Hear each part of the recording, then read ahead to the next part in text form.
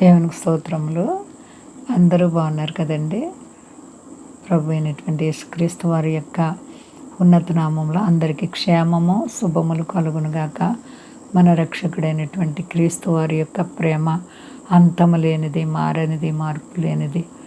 అందరూ బాగున్నారు కదండి. ఈరోజు దేవుని వాగ్దానం ప్రకటన గ్రంథము 1వ అధ్యాయము 3వ వచనం. సమయము సమీపించుచున్నది గనుక ఈ ప్రవచన వాక్యములు చదువువాడును వాటిని విని ఇందులో వ్రాయబడిన సంగతులను గైకొనువాడును ధన్యుడు. దేవునికి స్తోత్రం. ప్రకటన అనగా ఇంకా జరగబోయే కార్యం. ఆ దినాల్లో క్రీస్తు వారి యొక్క రెండవ రాకడ సమీపమయ్యేటువంటి ప్రకటనలు. ఈ ప్రకటన గ్రంథాన్ని మనము చూస్తే యోహాను గారు అనేక విధాలుగా దేవుని ఆత్మచేత ఈ యొక్క గ్రంథాన్ని వ్రాయించారు. సమయము సమీపించినది గనుక ఈ ప్రవచన వాక్యములు చదువువాడును. సమయము సమీపం దగ్గరైపోతుంది. రాకడ అంతములో ఉన్నామండి మనం. కాబట్టి ప్రవచన వాక్యములు చదివేవారు అండి వాటిని గైకోవాలి.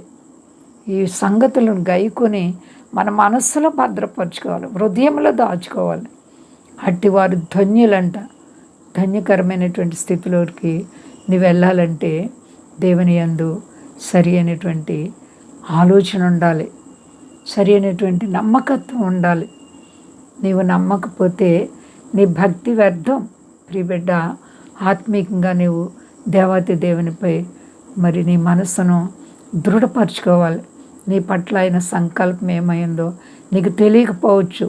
శ్రమలు వచ్చినప్పుడు తొందరపాటు, కానీ దేవుని యొక్క వాక్యము మనతో చెప్తుంది శోధనలు సహించేవారు ధన్యులు. కాబట్టి ధన్యకరమైనటువంటి స్థితిలోకి వెళ్ళాలంటే శోధనలు బాధలు వచ్చినప్పుడు ధైర్యాన్ని కలిగి ఉండాలి. నష్టాలు కష్టాలు మనకి ఎదురుపడుతూ ఉంటాయి. ఎందుకంటే నువ్వు ధన్యకరమైనటువంటి స్థితిలోకి వెళ్ళాలంటే ఈ భూమి మీద మనము క్రీస్తు వారిలో పాలు పొందాలి. పౌలు గారు చూడండి, యేసు ప్రభు వారు పడినటువంటి శ్రమలలో ఆయన పాలు పొందారు. మరి నేను పరిశుద్ధుడను గనుక మీరు కూడా పరిశుద్ధులై ఉండమని ప్రభు చెప్పారు. కాబట్టి పరిశుద్ధతగా మన జీవితాన్ని కట్టుకోవాలి.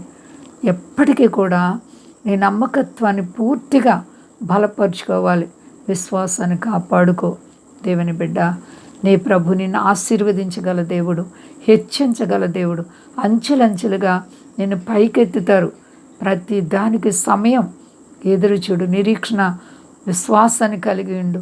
ప్రేమగల దేవుడు నీకు అన్ని విషయాల్లో కూడా తోడుగా ఉంటారు.